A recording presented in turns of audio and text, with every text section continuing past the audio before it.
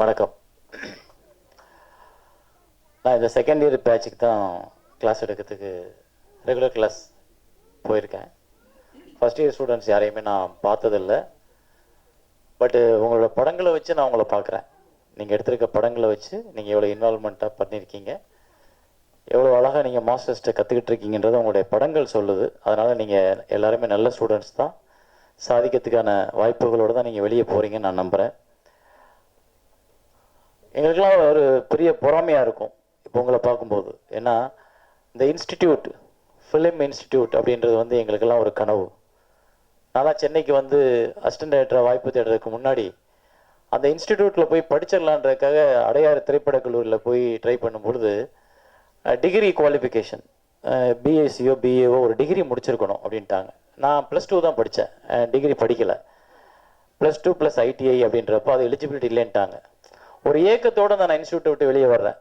இந்த இன்ஸ்டியூட்டில் சேர்ந்து படித்தா நம்ம பெரிய டைரக்டராக எல்லாம் நினச்சோமே, இங்கே போனால் நம்ம நிறையா சினிமாவை கற்றுக்கலாம்னு நினச்சோமே, இங்கே போகும்போது இன்னும் உலக சினிமா எல்லாத்தையும் பார்த்துட்டு அதை பற்றின விஷயங்களை தெரிஞ்சுக்கிட்டு சினிமாவுக்கு போகும்போது நம்ம நிறைய எடுத்துக்கலாம்னு நினச்சோமே, நமக்கு அது வாய்ப்பு இல்லாமல் போச்சுன்ற ஒரு ஏக்கத்தோடு தான் வெளியில் வந்தேன். வந்ததுக்கப்புறம் என்னோட முயற்சியை விடாமல், சரி இது இல்லாட்டி என்ன, நமக்கு முன்னாடி எங்களுக்கெல்லாம் நான் குருவாக இருந்தது வந்து பாக்யராஜ் சார். பாக்யராஜ் சார் தான் இன்னைக்கு உள்ள நிறைய டைரக்டர்ஸ்க்கு வந்து ரோல் மாடல். எப்படி பாரதிராஜா சார் வந்து டைரக்டரா இருந்த ரோல் மாடலாக வராரோ, அது போல பாக்யராஜ் சார் வந்து தன்னம்பிக்கையை கொண்டு வர்றாரு. யார் வேணாலும் சாதிக்கலாம் உங்ககிட்ட திறமை இருந்தா. உன்னோட திறமை தான் உனக்கான அடையாளமே ஒழிய மற்ற எதுக்காக நீ வெயிட் பண்ண வேண்டிய ரெக்கமெண்டேஷன் பணம் அதுக்கெல்லாம் வெயிட் பண்ணாமல் உன்னால ஜெயிக்க முடியும் உன்னோட திறமையை வச்சுன்னு சொன்னதுக்கு ஒரே காரணம் வந்து நாங்கள்லாம் ஊரை விட்டு நடிக்க முடியும், டைரக்ட் பண்ண முடியும், நம்ம சினிமாவை பார்க்க வைக்க முடியும்ன்ற நம்பிக்கை எங்களுக்கு எங்கேருந்து வந்துச்சுன்னா பாக்யராஜ் சார் தான் வந்துச்சு. அப்புறம் அதுக்கப்புறம் பாண்டியராஜன் சார், அது அவரோட சிஷ்யன் தான். அதுக்கப்புறம் பார்த்திபன் சார், அது அவரோட சிஷ்யன் தான். அங்கிருந்து வந்தது தான் ஒரு டைரக்டரே அவரே நடிச்சுக்க முடியும், அவரே கதை எழுத முடியும், அவரே வசனம் பண்ண வைக்க முடியும், அவரே வந்து எல்லாம் பண்ண முடியும்ன்ற ஒரு கான்ஃபிடென்ட்டை கொடுத்தது வந்து அங்கே. அப்போ அந்த இன்ஸ்டியூட்ல சேர முடியாமல் நான் வெளியில வந்து எனக்கு இந்த வேற ஒரு அதாவது எப்படி சுயம்பூன்னு சொல்ல முடியாது, ஏகலைவனை எடுத்துக்கிறோம்ல, சார் தான் எங்களுக்கு ரோல் மாடல். அதை எடுத்துக்கிட்டு நாங்கள் முயற்சி பண்ணுறப்போ நான் ரவிக்குமார் சார்கிட்ட சேர்ந்து அதுக்கப்புறம் படம் பண்ணி வெளில வந்ததுக்கப்புறம் நான் ஒரு படம் பண்ணி ஒரு 10 படம் பண்ணேன். இப்போ பாப்டான்ற ஒரு ஃபிலிம் இன்ஸ்டிடியூட்டில் நான் ஒரு ஆசிரியராக போய் நிற்கிறேன். அப்படின்றப்போ எனக்கு அப்படியே ஃப்ளாஷ்பேக் போகுது. ஒரு இன்ஸ்டியூட்டில் போய் படிக்க போனோம், படிக்கிறதுக்கு இடம் கிடைக்கல, வெளில வந்தோம். 20 வருஷம் போராட்டத்துக்கு அப்புறம் நம்ம ஒரு இன்ஸ்டியூட்டுக்குள்ளே போய் இது மாதிரி ஃபிலிம் கனவோட வர இளைஞர்களுக்கு மாணவர்களுக்கு ஒரு ஆசிரியராக போகிறோம். ஸோ இதுக்கு இடைப்பட்ட காலத்தில் என்ன நடந்ததுன்னா, முயற்சி, உழைப்பு, போராடுற குணம், இது 3 தான் இந்த இடத்துக்கு வந்தது. எத்தனை பேருக்கு இந்த இடம் கிடைக்கும்னு தெரியாது. இந்த இடத்துக்கு நீங்க வரணும்னா இன்னைக்கு வந்து சர்டிபிகேட்டை வாங்கிட்டு வெளில போன உடனே ஒரு டைரக்டர் வாய்ப்பு கிடைச்சிருமா, ஒரு படம் கிடைச்சிருமா, இல்லை நம்ம வந்து பெரிய டைரக்டர் ஆயிடுவோமான்னா அது உங்க கையில தான் இருக்கு. ஏன்னா முயற்சி திருவினையாக்கும், முயற்சி உடையார் இகழ்ச்சி அடையார். அயற்சி இல்லாத முயற்சி உயர்வுக்கு வளர்ச்சி, அறிவுக்கு வளர்ச்சி. ஸோ இது வந்து என்னன்னா, இது வந்து கற்றுக் கொடுக்கறது மட்டும்தான் இங்கே உள்ளவங்க எல்லாரும். சினிமா இப்படியெல்லாம் இருக்கும், இதில் இவ்வளவு போராட்டங்கள் இருக்கு, இவ்வளவு தடைகள் இருக்கு, இவ்வளவு வழிகள் இருக்கு, இத்தனை வகையான சினிமா பண்ணலாம், இத்தனை வகையான படங்கள் இருக்கு, இத்தனை வகையான டைரக்டர். இங்கே சினிமாவுக்கு வந்து பவுண்டரியே கிடையாது. நீங்க 6 அடிக்கலாம், 4 அடிக்கலாம், ஓடி ரன் எடுக்கலாம், எப்படி வேணாலும் பண்ணலாம், பவுண்டரியே கிடையாது. ஸோ அப்படின்றப்ப சினிமான்றது உங்களோட கையில் இருக்கக்கூடிய உங்க கண்ணுக்கும் உங்க மூளைக்கும் உள்ள ஒரு கனெக்ஷன், உங்களுடைய கனவு.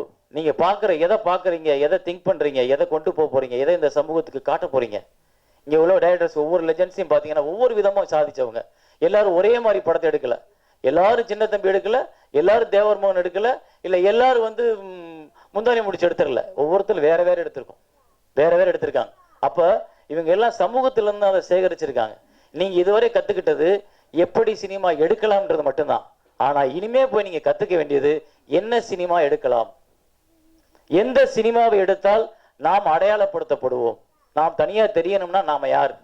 இங்க பாக்யராஜ் சார் அப்படின்னா அந்த பிலிமுக்கான அடையாளம், மகேந்திரன் சார் அப்படின்னா பிலிமுக்கான அடையாளம். ஏன்னா மகேந்திரன் சார் வந்து எங்களுக்கெல்லாம் ஒரு லெஜண்ட், குரு, பெரிய நாங்க மதிக்கக்கூடிய போற்றக்கூடிய ஒரு இயக்குனர்.